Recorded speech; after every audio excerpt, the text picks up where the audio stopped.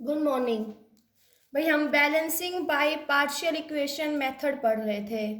तो इसमें मैंने तुम्हें बताया था कि वही क्या प्रोसीजर हम फॉलो करेंगे। तो फर्स्ट स्टेप बेटा हम स्केलेटन इक्वेशन लिखेंगे।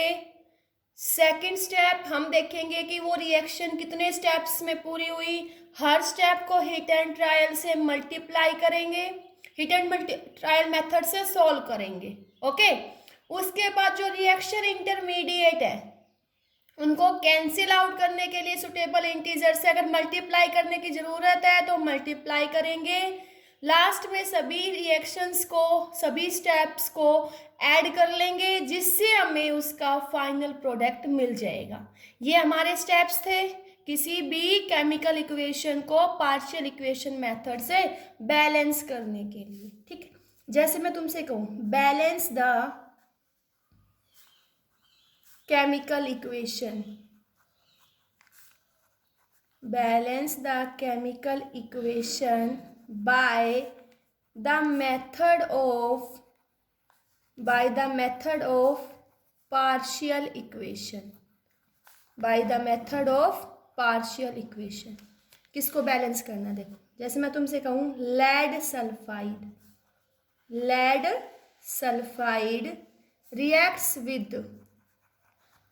reacts with ozone gas to give lead sulfate along with oxygen gas. ठीक है, ये दिया हुआ है। तो फर्स्ट स्टेप हमारा क्या है, इसकी स्केलेटन इक्वेशन लिखनी बेटा। Lead sulphide PbS reacts with ozone gas O3 to gives us PbSO4 plus O2। इस रिएक्शन को बैलेंस करना है बेटा। तो यहाँ देखो एक एलिमेंट है ऑक्सीजन, वो एलिमेंट, वो एटम ऑक्सीजन का हमारा दो कंपाउंड बना रहा है। तो इस रिएक्शन को बैलेंस करने के लिए हम पार्शियल इक्वेशन मेथड को यूज करेंगे। ठीक है बेटा, देखो स्टेप्स में कैसे कंप्लीट होगी। ओजोन मॉलिक्यूल है, ये ब्रेक डाउन होता है तो यहाँ से ऑक्सीजन प्लस नेसेंट ऑक्सीजन मिलती है। Okay, oxygen molecule plus nascent oxygen, इसको हम बोलते हैं नेसेंट ऑक्सीजन। ठीक है, अब ये नेसेंट ऑक्सीजन लेड सल्फाइड के साथ रिएक्ट करेगी, nascent oxygen two gives us PbSO4, अब बेटा देखो ये हमारा फर्स्ट स्टेप था, ये सेकंड स्टेप था। इन स्टेप्स को हम बैलेंस करेंगे by hit and trial method. तो फर्स्ट स्टेप में देखो ऑक्सीजन के कितने एटम, 3, यहाँ 2 और 1, 3। फर्स्ट स्टेप हमारा बैलेंस है। सेकंड स्टेप में देखो बेटा लेड मॉलिक्यूल 1, यहाँ भी 1, सल्फर 1, 1, ऑक्सीजन यहाँ 1, यहाँ 4। ऑक्सीजन को बैलेंस करने के लिए यहाँ क्या कर देंगे हम 4। ऑक्सीजन बैलेंस हो गई। अब ये नेसेंट ऑक्सीजन हमें कहाँ से मिली थी, यहाँ से। अब यहाँ से ही मिली थी ना बेटा, तो यहाँ पे 4 नेसेंट ऑक्सीजन है तो यहाँ पे क्या होना चाहिए, 4 होना चाहिए। तो हम क्या करेंगे, we multiply equation first by 4, then we get, हमें क्या मिलेगा, हमें मिलेगा 4O3 gives us 4O2 plus 4 nascent oxygen. Clear हुआ। अब बेटा इसकी कंप्लीट रिएक्शन मीन्स बैलेंस करने के लिए हम क्या करेंगे, इन दोनों स्टेप्स को ऐड करेंगे। तो 4 नेसेंट ऑक्सीजन से 4 नेसेंट ऑक्सीजन कैंसिल, तो यहाँ से हमारे पास देखो क्या रिजल्ट आएगा, हमारे पास आएगा PbS plus 4O3। Okay, gives us PbSO4 plus 4O2। तो हमने इस रिएक्शन को बैलेंस किया किससे, पार्शियल इक्वेशन मेथड से। देखते हैं बैलेंस हो गई। लेड 1, 1, सल्फर 1, 1, ऑक्सीजन 4 तिया 12, यहाँ पे 4, 4 दूनी 8, 8 और 4 12। तो रिएक्शन हमारी क्या हो गई, बैलेंस हो गई। क्लियर हुआ बेटा। नेक्स्ट देखते हैं। जैसे मैंने तुम्हें रिएक्शन दी, मैंने कहा copper reacts with copper reacts with dilute HNO3. Dilute HNO3 means बेटा इसके अंदर वाटर की अमाउंट ज़्यादा है, तो हमने क्या बोला, dilute. Reacts with dilute HNO3 to give cupric nitrite, to give cupric nitrate along with nitrogen oxide and water.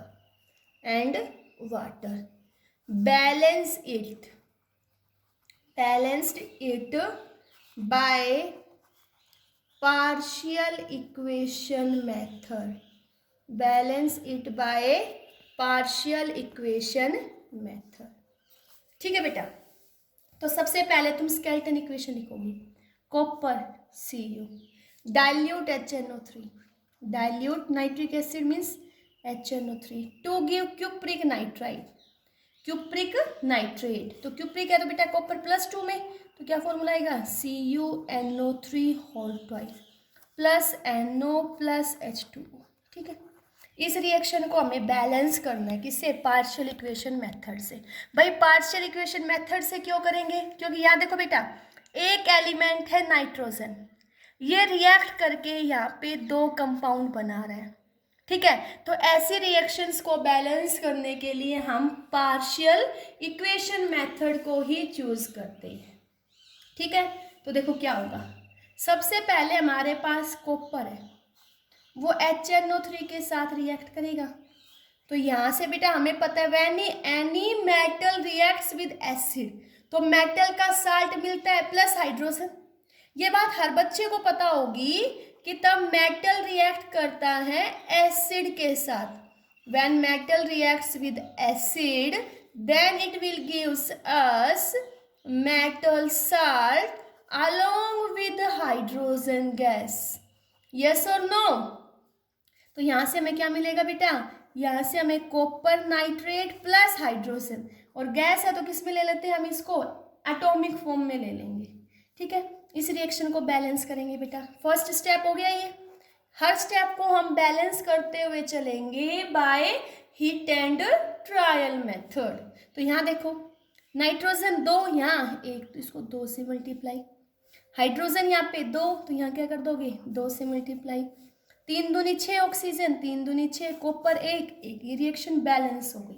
अब यहाँ पे ये हाइड्रोजन हमारा क्या हो गया, इंटरमीडिएट हो गया. तो नेक्स्ट स्टेप में क्या होगा, ये HNO3 मॉलिक्यूल, दूसरा HNO3 मॉलिक्यूल रिएक्ट करेगा हाइड्रोजन के साथ. ठीक है. तो यहाँ से हमें मिलेगा बेटा NO प्लस H2O. अब इस रिएक्शन को हम बैलेंस करेंगे. ओके बेटा. तो यहाँ देखो कैसे बैलेंस करेंगे, हाइड्रोजन 2, ऑक्सीजन 3, यहाँ कितनी है 2 है. तो बैलेंस करने के लिए यहाँ 2 से मल्टीप्लाई. ठीक है. तो यहाँ नाइट्रोजन कितना हो गया 2, तो यहाँ 2 से मल्टीप्लाई, ऑक्सीजन 3 दूनी 6, यहाँ पे 2 और 1 3, तो यहाँ क्या कर दो 4 से मल्टीप्लाई. ठीक है. अब देखो हाइड्रोजन 4 दूनी 8, और यहाँ पे कितनी है सिर्फ 2, तो यहाँ क्या लगा दोगे 6H. अब ये इंटरमीडिएट हमें इस स्टेप से मिला था, ये सेकंड स्टेप हो गया बेटा. अब ये इंटरमीडिएट हमें इस स्टेप से मिला था, तो यहाँ पे भी इसकी वैल्यू कितनी होनी चाहिए 6 हाइड्रोजन.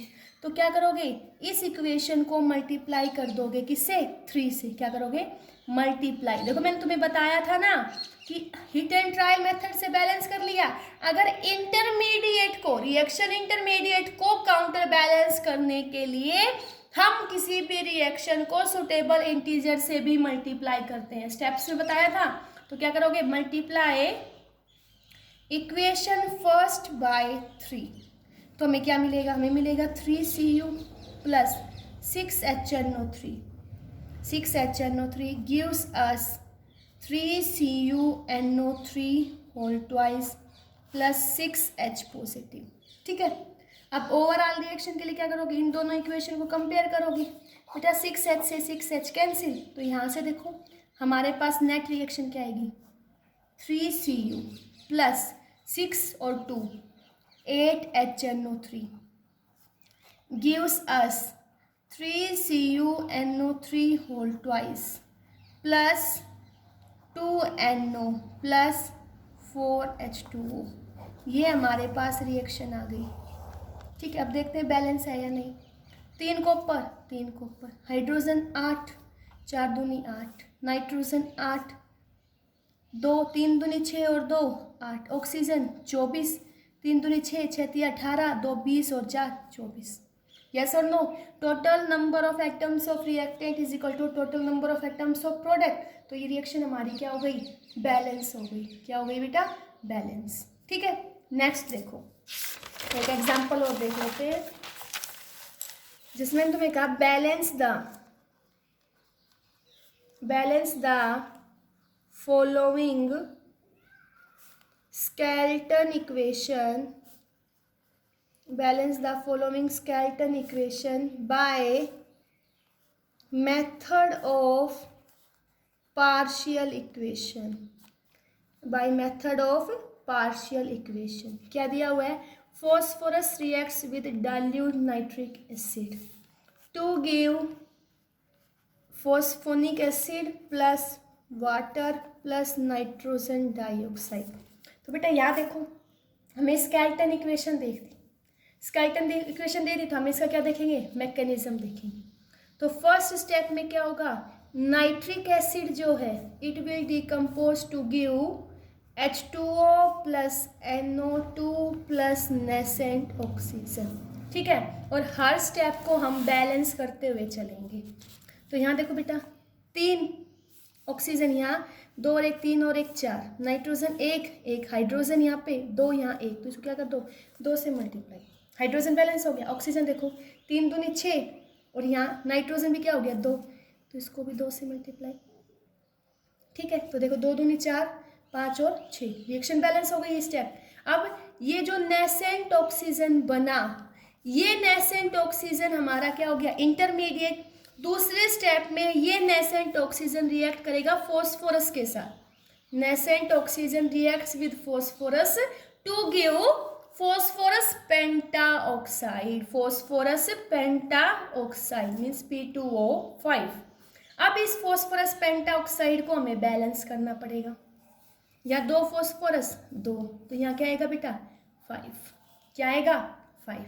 अब यहाँ 5 नेसेंट ऑक्सीजन चाहिए और ये इंटरमीडिएट हमें यहाँ से मिला था, तो यहाँ पे भी क्या होना चाहिए? 5। तो इस रिएक्शन को क्या कर दोगे? 5 से मल्टीप्लाई। समझते हुए चलो, फिर क्या होगा? जो फॉस्फोरस पेंटाऑक्साइड बना, ये हमारा इंटरमीडिएट बनेगा। It will reacts with water molecule. Phosphorus pentaoxide reacts with water molecule to form phosphonic acid H3PO4। ठीक है, अब इसको बैलेंस करेंगे। यहाँ फॉस्फोरस 2, यहाँ 1, इसको 2 से मल्टीप्लाई। यहाँ ऑक्सीजन 3 दूनी 6, यहाँ पे 2, 3 से मल्टीप्लाई। 4 दूनी 8 ऑक्सीजन, यहाँ 5 और 3 8। हो गई ये बैलेंस। क्लियर हुआ? अब क्या करेंगे बेटा? कंप्लीट रिएक्शन निकालने के लिए इन तीनों को हम ऐड कर देते हैं। तो ऐड करोगे तो देखो क्या होगा बेटा? 5 नेसेंट ऑक्सीजन से 5 नेसेंट ऑक्सीजन कैंसिल, P2O5 से P2O5 कैंसिल, तो ये कितना हो जाएगा? हमारे पास क्या आएगा? 2P प्लस 5 दूनी 10, क्या आ जाएगा? 10 HNO3। अब बेटा यहाँ पे 3H2O है और यहाँ पे 5H2O, तो ये कैंसिल होगा, तो यहाँ क्या बचेगा? 2H2O। क्या बचेगा? 2H2O प्लस 2H3PO4 प्लस 5 2 जा 10 10NO2। ये रिएक्शन आ गई हमारे पास। अब सभी में देखो बेटा 2 10 2 2 10, ये सारे 5 से 2 से क्या हो जाएंगे बेटा? डिवाइड कर देंगे ना, सभी 2 से डिवाइड हो जाएंगे। तो इन सभी को क्या कर दो? 2 से डिवाइड।